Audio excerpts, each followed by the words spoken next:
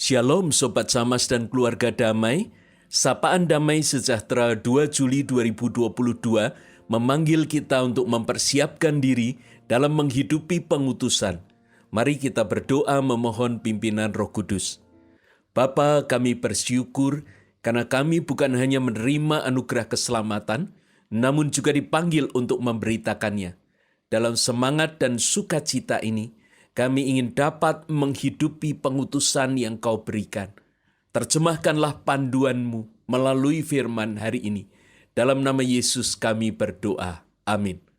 Sobat Samas dan keluarga damai, firman Tuhan terambil dari Lukas 9 ayat 1-6. Maka Yesus memanggil ke-12 muridnya, lalu memberikan tenaga dan kuasa kepada mereka untuk menguasai setan-setan dan untuk menyembuhkan penyakit-penyakit. Dan ia mengutus mereka untuk memberitakan kerajaan Allah dan untuk menyembuhkan orang. Katanya kepada mereka, "Jangan membawa apa-apa dalam perjalanan, jangan membawa tongkat atau bekal, roti atau uang, atau 2 helai baju.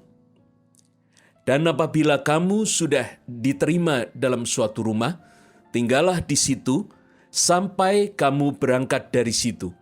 Dan kalau ada orang yang tidak mau menerima kamu, keluarlah dari kota mereka dan kebaskanlah debunya dari kakimu sebagai peringatan terhadap mereka. Lalu pergilah mereka, dan mereka mengelilingi segala desa sambil memberitakan Injil dan menyembuhkan orang sakit di segala tempat." Demikianlah firman Tuhan. Yang berbahagia adalah setiap kita yang menerima firman Tuhan dan melakukannya dalam kehidupan. Keluarga damai dan Sobat Samas, pengutusan sebagai murid Yesus untuk memberitakan Injil bukanlah suatu aktivitas sambilan yang bisa dikerjakan dengan mugisu, mumpung lagi suka, atau S3, suka-suka saya.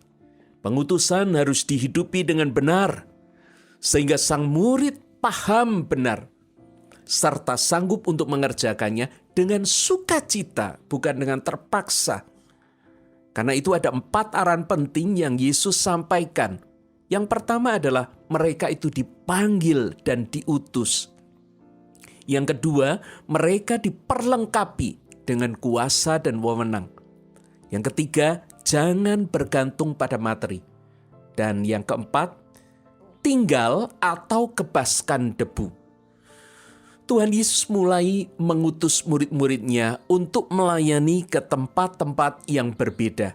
Tidak lagi bersama-sama dengan Yesus. Masa pelayanan Yesus di dunia akan segera berakhir, dan para murid harus siap untuk melanjutkannya. Mereka dididik dan dilatih untuk melanjutkan pemberitaan Injil. Beberapa hal yang ditekankan adalah, yang pertama, mereka dipanggil dan diutus. Yesus memanggil mereka secara khusus, bukan datang dengan sendirinya, bukan bergabung karena hobi, iseng, atau kumpul-kumpul sekedar melakukan aktivitas bersama. Tapi mereka dipanggil untuk menjadi pemberita Injil.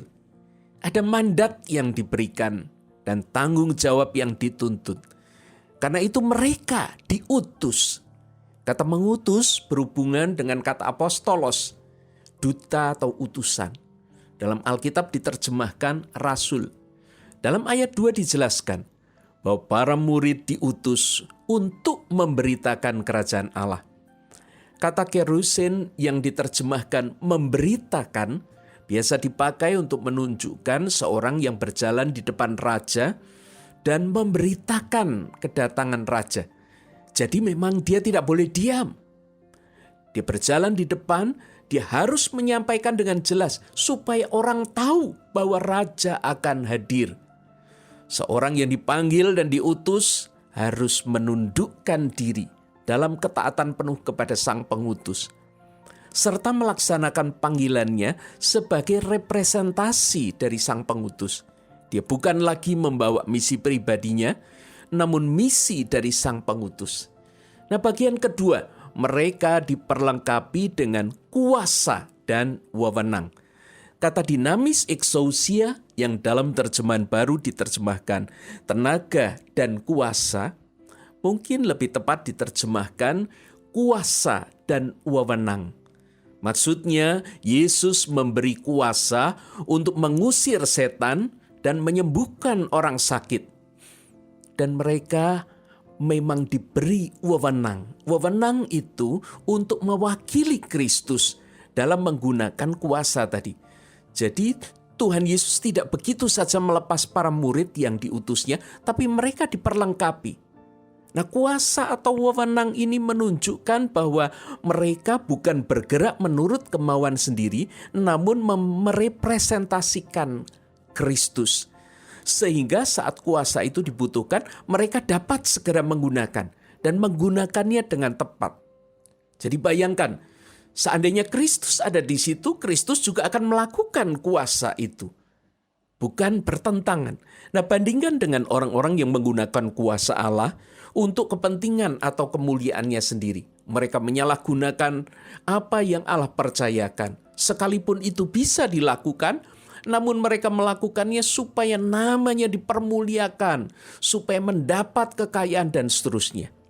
Hubungan antara kuasa dan wewenang dengan tugas pengutusan itu adalah kaitannya dengan pemberitaan kerajaan Allah. Jadi mujizat dan penyembuhan itu hanya tanda dan bukti, bukan sesuatu yang menggantikan kerajaan Allah. Orang yang dilepaskan dari kuasa setan dan disembuhkan dari penyakit harus mengerti ini kuasa Allah. Dan mereka dibawa kepada Allah. Allah memberi kita kuasa dan wewenang yang harus kita gunakan dengan benar, tepat, dan bertanggung jawab.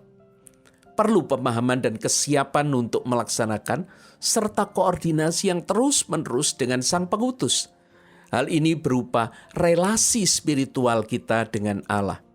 Yang ketiga, jangan bergantung pada materi. Dalam ayat ketiga disebutkan barang-barang yang tidak boleh dibawa.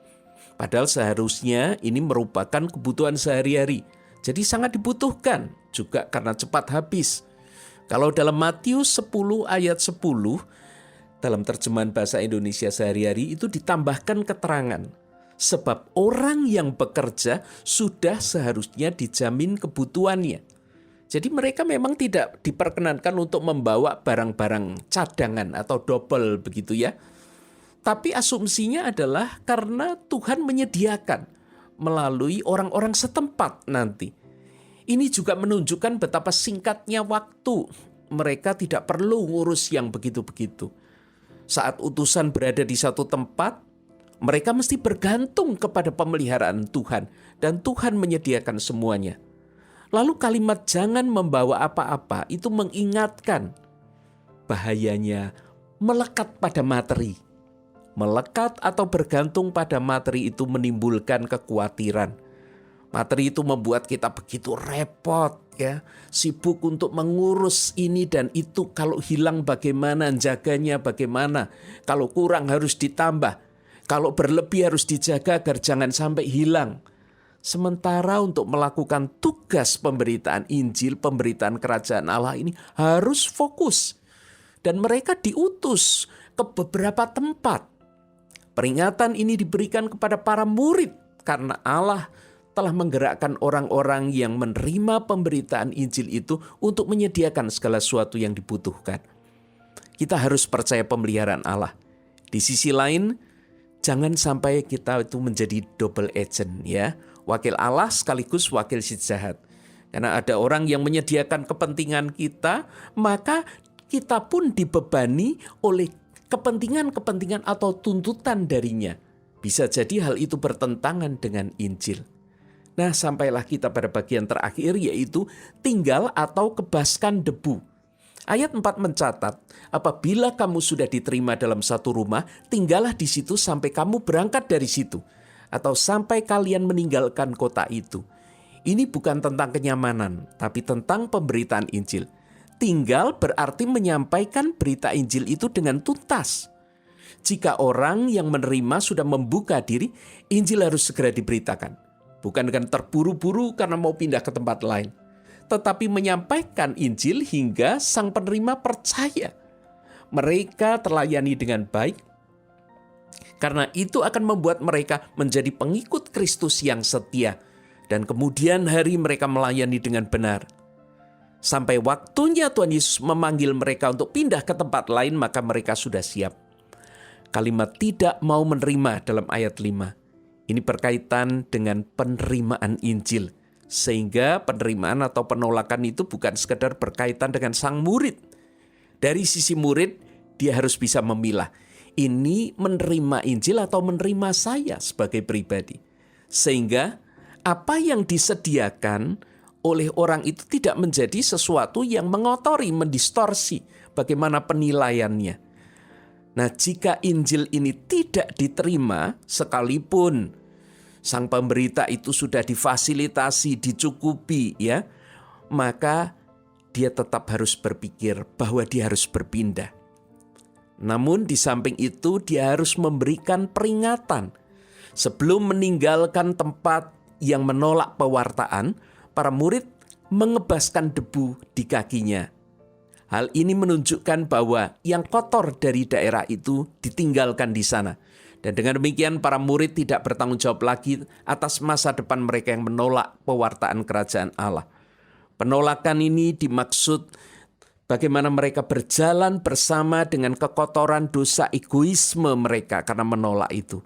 Mereka menjauhkan diri dari keselamatan. Dan itu bukan hanya untuk saat ini, tapi juga untuk saat yang akan datang. Kepada orang-orang yang ditinggalkan karena menolak, itu harus disampaikan pemahaman dan peringatan. Supaya mereka tahu, sadar bahwa mereka telah menolak. Dan mereka juga paham akan konsekuensinya. Keluarga damai dan Sobat Samas, betapa beratnya tugas pengutusan ini. Namun sekaligus ini merupakan hal yang mulia. Karena itu mari mohon pimpinan Allah agar dapat menghidupinya dengan benar. Kita berdoa. Bapa, kami bersyukur Engkau berkenan memanggil dan mengutus kami untuk menyampaikan berita keselamatan. Tuntun pergumulan kami agar dapat melakukan peran dengan tepat. Dengan pertolongan dan kekuatan Kristus, kami berserah diri untuk diutus. Amin.